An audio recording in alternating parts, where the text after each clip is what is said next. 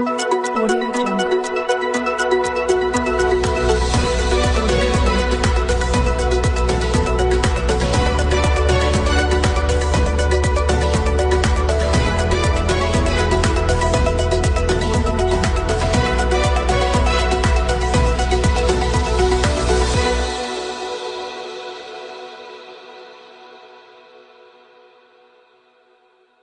వనపర్తి జిల్లా కేంద్రంలో 3 నెలలుగా ప్రభుత్వ ఆసుపత్రిలో పనిచేస్తున్న sanitation patient care security supervisors కార్మికులకు జీతాలు ఇవ్వకపోవడంతో ఈరోజు జిల్లా జనరల్ హాస్పిటల్ ముందు శుక్రవారం కార్మికులు ధర్నా చేశారు.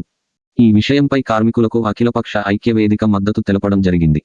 ఈ సందర్భంగా అఖిలపక్షం ఐక్య వేదిక అధ్యక్షులు సతీష్ యాదవ్ మాట్లాడుతూ జిల్లా ఆసుపత్రిలో 2 సంవత్సరాలుగా కార్మికుల పేరిట జీతాలు మాయం కావడం జరుగుతుందని, దానిపై ఎంక్వైరీ చేయాలని పలుమార్లు ఐక్యవేదిక కోరిందని, కానీ విచారణ పేరుతో కార్మికుల వేతనాలు నిలిపివేయడం సమంజసం కాదన్నారు.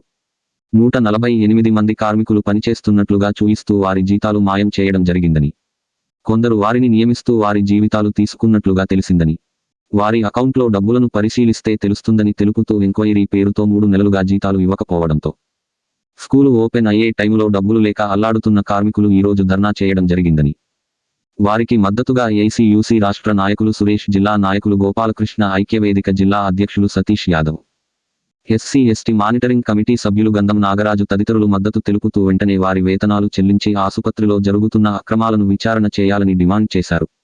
అంతేకాకుండా మాతా శిశు సంరక్షణ అంబులెన్స్ ను మరియు ఆసుపత్రిలోని పాత మరియు కొత్త ఇనుప మంచాలు తదితర సామాన్లు టెండర్ లేకుండా అమ్ముకున్నారని, వాటిపై విచారణ చేసి దోషులను శిక్షించాలని ఐక్యవేదిక డిమాండ్ చేసింది. వెంటనే జిల్లా కలెక్టర్, ఎమ్మెల్యే, రాష్ట్ర ప్రణాళిక సంఘం ఉపాధ్యక్షులు దీనిపై చర్యలు తీసుకోవాలని, బాధ్యులను శిక్షించాలని, లేని యెడల ఆందోళన పెద్ద ఎత్తున చేస్తామని తెలిపారు. ఇప్పటికీ కాంట్రాక్టర్ మీ పేరు మీద మొత్తం మోసాలు చేస్తున్నాం. దీనిపైన ఎంక్వైరీ మేము పోవడం జరిగింది. సార్లు చెప్తున్నాను ఎంక్వైరీకి పోవడం జరిగింది. మీ కష్టం వేరే ఒకటి వీలు లేదు. ఈయన 172 మంది గవర్నమెంట్ ఆర్డర్ ప్రకారం తీసుకోవాల్సిందే. మీ ఎంత వస్తే డబ్బులు ఇవ్వాల్సిందే.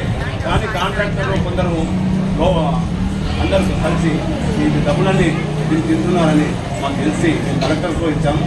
దాన్ని మొత్తం వసూలు చేపించి మీకు ఇచ్చే వరకు మేము పోరాడతాము. మేము ఉంటాము. ఈ కష్టాన్ని వేరే ఎవరు ఒప్పుకోరు. ఎందుకంటే ఏసీలో కూర్చొని లక్షలు తింటున్నాం వాళ్ళకంటే మీరు పొద్దున్న లేచి వచ్చి క్లీన్ చేసి ఎవరికి రోగం రాకుండా అన్నీ చేసేవారు. మీ పైసలు తీసుకొని మనం ఏం బతుకుతారు? మనం ఎవరు బాగుపడరు. మీ పైసలు మీకు కావాలని నమస్కారం.